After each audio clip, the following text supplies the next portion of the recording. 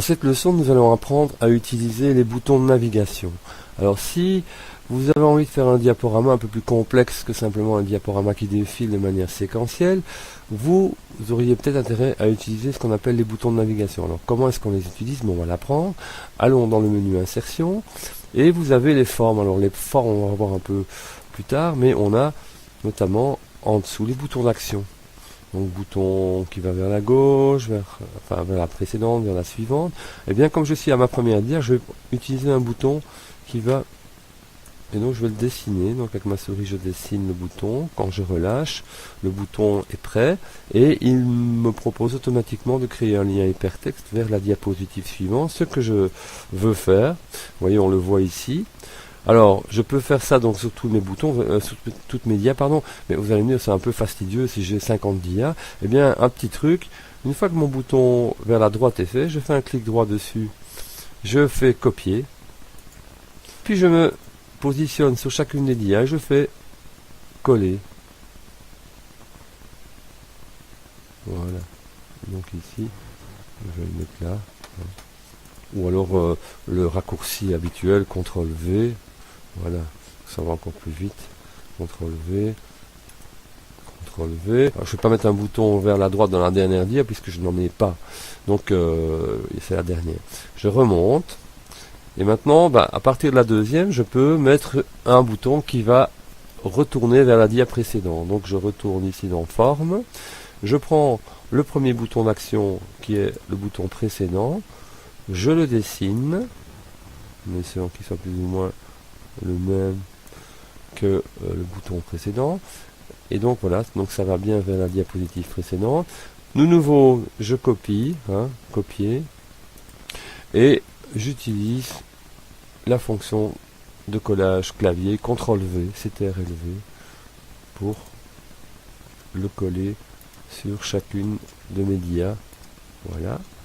Donc ici, on a bien un premier bouton qui va vers la suivante, et pour toutes les autres, on a deux boutons, et puis à la dernière, on n'a plus que le bouton qui va vers la précédente. Alors, si j'ai envie de faire un bouton qui mettra fin à mon diaporama, est-ce que c'est possible? Oui, c'est possible.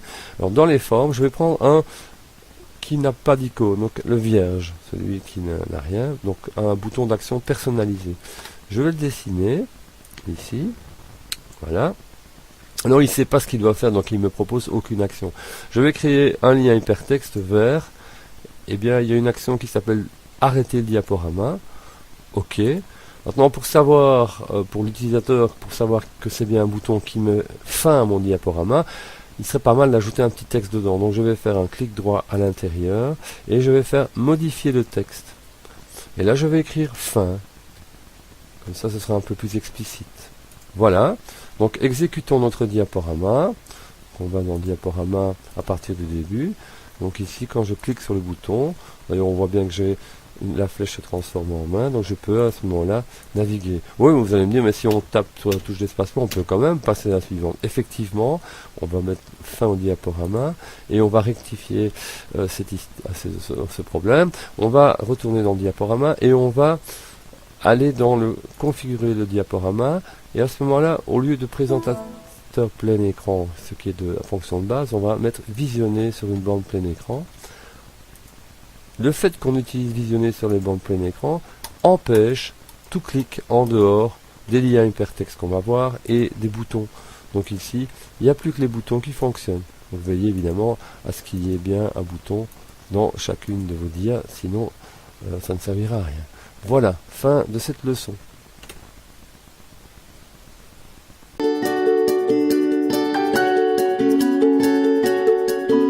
Dans cette leçon, nous allons apprendre à insérer des liens hypertextes dans notre diaporama. Donc, je vais dans cette dia ici et je vais remplacer chapitre 1 par exemple, aller à la dia 5. Ok, voilà. Donc je sélectionne le texte et je vais dans l'onglet insertion sur lien hypertexte. Alors par défaut, il vous met sur une page web existante, mais c'est pas celui-là qui m'intéresse actuellement, c'est emplacement dans ce document. Alors comme je veux aller à diapositive 5, mettons la 4, ça sera très bien aussi.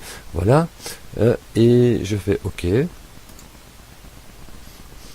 Voilà, donc si je veux tester maintenant ce que donne mon lien hypertexte, je vais dans le diaporama, je l'exécute, voilà, et donc ici, si je clique sur le lien en question, je me retrouve bien à la dernière dia de mon diaporama, donc ça fonctionne. Autre possibilité, revenons ici, si je décidais maintenant de transformer chapitre 2, par exemple, aller sur mon site web, voilà, donc ici, si je sélectionne ça, que je vais dans insertion, voilà, et que je vais sur lien hypertexte, cette fois-ci je vais prendre plutôt fichier page web existant, il faut mettre l'adresse complète, donc http://www.alain-pire.be, ok, voilà, de nouveau testons, je clique, en principe il va aller ouvrir Internet Explorer et vous afficher l'adresse du site en question. C'est bien le bon site, nous sommes arrivés là où nous voulions aller.